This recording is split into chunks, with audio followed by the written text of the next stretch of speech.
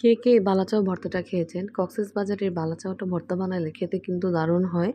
খালিও খাওয়া যায়, আর যদি ভর্তা বানান তাহলে কিন্তু খেতে অনেক মজা হয়। প্রথমে পেঁয়াজ কুচি নিলাম, পেঁয়াজটা হাত দিয়ে একটু কষলিয়ে নিলাম। পেঁয়াজটা একটু মোটা ছিল।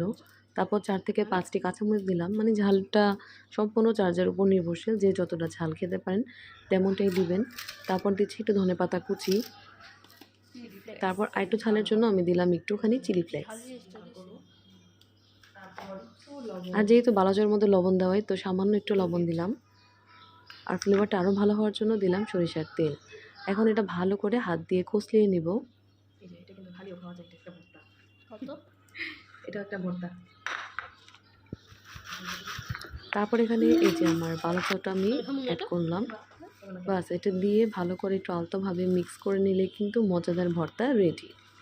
ইনস্ট্যান্ট বানানো যায়। আমি ভাত খাওয়ার আগ মুহূর্তে এই ভর্তাটা বানিয়েছিলাম। খেতে কিন্তু অনেক মজা হয়েছিল।